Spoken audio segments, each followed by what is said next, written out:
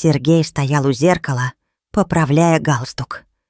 Его отражение выглядело уверенным. Аккуратно уложенные волосы, дорогой костюм, легкая улыбка, скрывающая волнение. Сегодня был его день. День свадьбы с Алиной. Молодой, яркой девушкой, которая, как ему казалось, подарила ему новый смысл жизни. Но где-то в глубине души, за этой маской уверенности, пряталась тень прошлого. Тень, которую он старался не замечать. Тень его бывшей жены, Марины. 3 года назад Сергей ушел из их общей квартиры, хлопнув дверью. Он был молод, амбициозен, полон идей о том, как должна выглядеть его жизнь. Марина, с ее спокойным нравом, любовью к книгам и уютным вечерам, казалась ему слишком простой, слишком предсказуемой. Он хотел свободы, новых горизонтов, хотел доказать себе и миру, что может большего. Тогда он не оглянулся назад, не позвонил, не спросил, как она. Просто ушел, оставив ее одну в их маленькой квартире на окраине города. Марина не звонила, не писала, не пыталась его вернуть. Это удивляло Сергея, но он списывал это на ее гордость. Он был уверен, что она справится. Она всегда была сильной. Но он не знал, что в тот момент, когда он уходил, Марина уже носила под сердцем их детей. Она узнала о беременности через неделю после его ухода, но решила не говорить ему. Зачем? Он сделал свой выбор. Она не хотела его возвращать из жалости или чувства долга. Она хотела, чтобы он сам понял, что потерял. Но он не понял. Не тогда. Уважаемые зрители, пожалуйста, поддержите нас лайком, подпишитесь на канал и оставьте комментарий.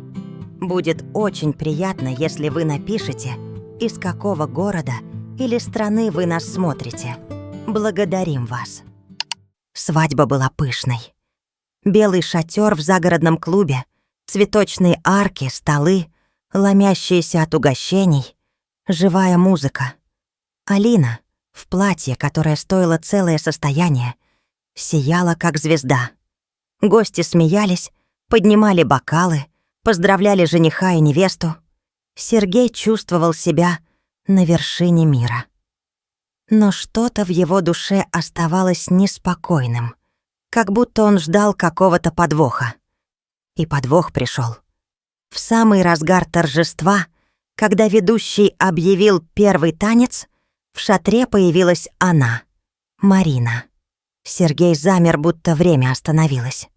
Она стояла у входа в простом, но элегантном бежевом платье с 2 малышами, державшимися за ее руки. 2 мальчика, одинаковые, как 2 капли воды, с большими карими глазами. Его глазами. Гости начали перешептываться, музыка стихла, а Алина, заметив перемену в лице Сергея, обернулась и побледнела. Марина не выглядела злой или обиженной. Она была спокойна, как всегда. Но в ее взгляде было что-то новое. Сила, которой Сергей раньше не замечал. Она не пришла устраивать сцену. Она пришла, чтобы показать ему правду. «Сергей», — тихо сказала она. Ее голос разнесся по залу, несмотря на тишину. «Это Саша и Миша. Им 2 года. Они твои сыновья». Слова ударили, как молния. Сергей почувствовал, как кровь отхлынула от лица. Он смотрел на мальчиков, на их маленькие ручки, цепляющиеся за платье матери, на их любопытные взгляды. И в его голове вихрем закружились мысли. 2 года. Она была беременна, когда он ушел. Она растила их одна. А он ничего не знал. «Почему? Почему ты не сказала?» Выдавил он, чувствуя, как его голос дрожит. Марина посмотрела на него, и в ее глазах не было ни злобы, Ни упрека, только усталость и что-то похожее на сочувствие. Ты сделал свой выбор, Сережа. Я не хотела, чтобы ты вернулся из чувства долга. Я хотела, чтобы ты сам понял, что важно. Но ты не понял. Я пришла сегодня не ради себя, ради них. Они должны знать, кто их отец. Алина, стоявшая рядом, внезапно шагнула вперед. Ее лицо было бледным, но она держалась с достоинством. «Сергей, это правда?» — спросила она, и в ее голосе чувствовалась боль. Сергей не знал, что ответить. Он смотрел на Марину, на мальчиков, на Алину, и мир, который он так тщательно строил, рушился на глазах. Гости молчали. Ведущий пытался что-то сказать, но его слова тонули в напряженной тишине. Я не знал», — наконец вымолвил он. «Марина, почему ты молчала?» «Потому что я хотела, чтобы ты жил своей жизнью», — ответила она. «Но теперь я вижу, что ты строишь новую, не зная правды. Я не могла больше молчать. Это не месть, Сережа. Это ответственность. Твоя ответственность». Сергей почувствовал, как его колени подгибаются. Он смотрел на мальчиков и в их глазах видел себя, того, кем он был до того, как погнался за иллюзиями. Саша и Миша смотрели на него с любопытством, не понимая, что происходит. Но их присутствие было как зеркало, показывающее ему, кем он мог бы быть, если бы не ушел. Алина тихо сняла кольцо с пальца и положила его на стол. «Я не могу, Сергей», — сказала она. «Я не хочу начинать нашу жизнь с такой тайны. Прости». Она ушла, и гости начали расходиться. Свадьба, которая должна была стать началом новой главы, так и не состоялась. Сергей остался один посреди шатра, глядя на Марину и их сыновей. Он чувствовал себя пустым, но в этой пустоте зарождалось что-то новое, чувство вины, смешанное с желанием все исправить.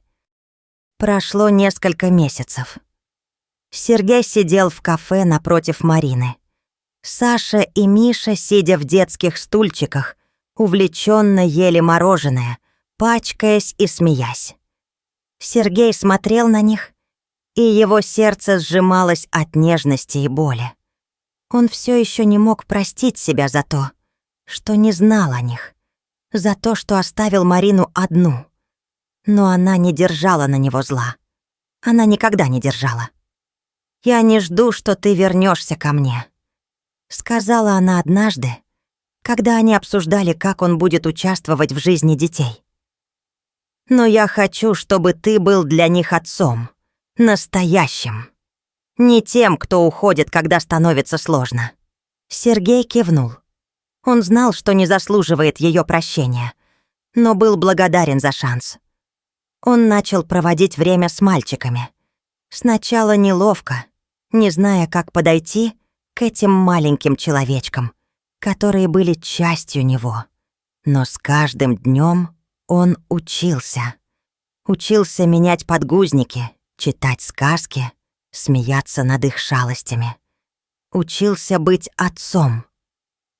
Марина наблюдала за этим со стороны. Она видела, как Сергей меняется, как его глаза, когда-то полные амбиций и эгоизма, теперь светятся теплом, когда он смотрит на сыновей. Она не питала иллюзий о их совместном будущем, но радовалась, что он нашел в себе силы стать лучше. Однажды, гуляя с мальчиками в парке, Сергей вдруг сказал: «Марина, я был идиотом. Я думал, что свобода — это когда ты живешь только для себя. Но теперь я понимаю, что свобода — это когда ты можешь дать что-то тем, кого любишь. Прости меня. Я не жду, что ты меня простишь, но я хочу, чтобы ты знала. Я благодарен тебе за них. и за то, что ты не сломалась». Марина улыбнулась. Впервые за долгое время ее улыбка была искренней, без тени боли. «Я простила тебя давно, Сережа. Не ради тебя. Ради себя. И ради них. Они заслуживают отца, который будет рядом». Сергей кивнул, чувствуя, как ком в горле становится меньше. Он посмотрел на Сашу и Мишу, которые бегали по траве, гоняясь за мыльными пузырями, и понял, что его жизнь теперь имеет смысл. Не тот, что он искал в дорогих костюмах и громких победах, а тот, что был в смехе его детей, в их маленьких ручках, в их доверии. Прошло еще несколько лет. Сергей стал для Саши и Миши настоящим отцом. Он не пытался вернуть Марину. Он уважал ее выбор жить своей жизнью. Но они стали друзьями, настоящими, связанными не только детьми, но и общим пониманием того, что жизнь — это не погоня за мечтами, а забота о тех, кто рядом. Марина встретила мужчину, который полюбил ее и мальчиков. Сергей, узнав об этом, не почувствовал ревности, только радость за нее. Он знал, что она заслуживает счастья, а он сам нашел свое счастье в том, чтобы быть отцом, в том, чтобы видеть, как растут его сыновья, как они учатся, смеются, мечтают. Однажды, на дне рождения мальчиков, когда им исполнилось 5 лет, Сергей смотрел на них, бегающих по двору с друзьями, и понял, что его жизнь изменилась навсегда. Он больше не был тем человеком, который ушел, хлопнув дверью. Он стал тем, кто остался. И это было его самым большим достижением. Жизнь не всегда дает второй шанс, но когда дает, важно не упустить его. Сергей понял, что настоящее счастье не в погоне за иллюзиями, а в ответственности за тех, кого ты любишь. И в том, чтобы уметь признавать свои ошибки и расти, становясь лучше для тех, кто тебе дорог. Уважаемые зрители, пожалуйста, поддержите нас лайком, подпишитесь на канал и оставьте комментарий. Будет очень приятно, если вы напишите, из какого города или страны вы нас смотрите. Благодарим вас!